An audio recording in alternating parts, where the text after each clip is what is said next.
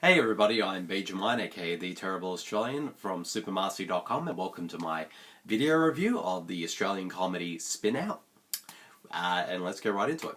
Now, as I've stated many times in many other video reviews, especially ones on Australian films, I'm a big supporter of Australian films. I always try to get out to see as many as I can when they get released here in cinemas here in Australia. So I've done a pretty good job this year because there have been a lot of really good Australian films that have been released this year. Some not as good as they could have been, but more good than bad. So when I heard about Spin Out, which is kind of a film that kind of snuck out of nowhere, pretty much.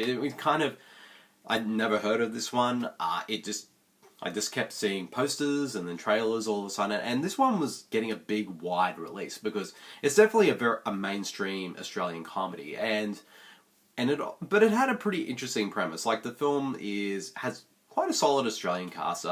Probably the most well known of the bunch, of course, is Xavier Samuel, who's been in like films not just here but also all over the world as well. So he's definitely like the big name of this cast. But also there's a lot of pretty well-known sort of Australian actors in supporting roles like Lincoln Lewis and whatnot.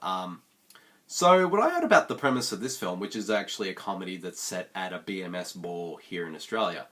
For those out there who don't know what a BMS ball is, a BMS ball is a bachelors and spinsters ball, which of course is, where sort of single men and women kind of get together and just get drunk and hook up pretty much, or at least looking for a relationship or a date or something, or just a hookup, So that's pretty much what a BMS ball is. I mean, I used to live in the country, so I used to hear about them a lot. Unfortunately, I never went to one, surprisingly. Never had the opportunity though, but so I thought when I heard that the film was kind of delving into that as kind of the main subject for the film, I was kind of interested because, you can do a lot with a premise like that in terms of a BMS ball as kind of the backdrop for a comedy. Unfortunately though, yeah, this movie wasn't good at all. I think the main reason, the film is competently made. Like the film is directed by actor, comedian Tim Ferguson, and as well as director Mark Gracie. The film is competently made. Like, it's not a badly made film at all. And the cast do the best with what they're given. But unfortunately, though, I feel like the problem is with the script. And the main thing is that I just didn't even though I did have a chuckle here and there during the film, unfortunately, I just found a lot of the pure jokes just to fall flat, really. And kind of the characters very underdeveloped as well. They're kind of just, your stock characters that you find in kind of in comedies like this.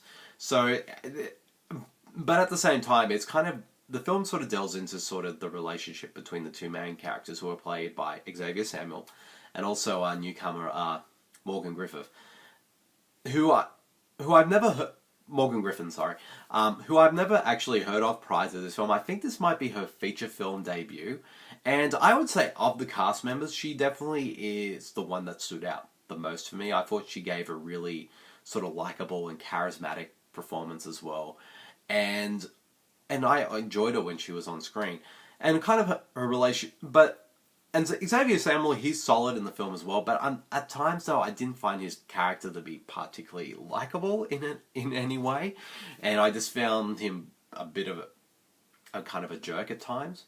But as the film sort of progresses along, we kind of warm up to his character, so in that regard, I think the film at least worked in that regard, but. Yeah, unfortunately though, I just don't feel like the movie ever really capitalizes on its premise. Like it really, besides the romance between the two main characters, we get all these sort of supporting characters and their own little plots and whatnot. Some are interesting, others not really all that well thought out or developed enough for me to kind of really care about what happens to them in the film. Like I said, the cast, they give it their all. They're committed 110% to their roles. But unfortunately, I feel like it's just the script that's just didn't really work. And I feel like if it sort of was developed a little bit more and worked on, it probably would have been a pretty solid comedy. But unfortunately, it just is a rather underwhelming and kind of just forgettable one, sadly. So, yeah. So, yeah, I mean, as much as I'm a big fan of Australian films, and I always appreciate when an Australian film actually goes for the mainstream audience. But unfortunately, though, this is just a rather meh kind of one, sadly.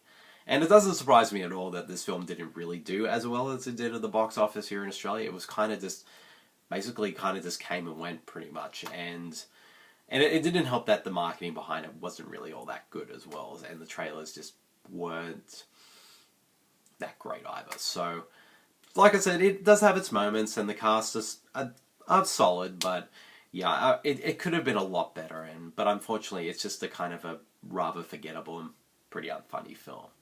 So if I had to give Spin Out a rating, I'd give it a solid 2. Like I said, there are some good little qualities, but yeah, they're kind of few and far between.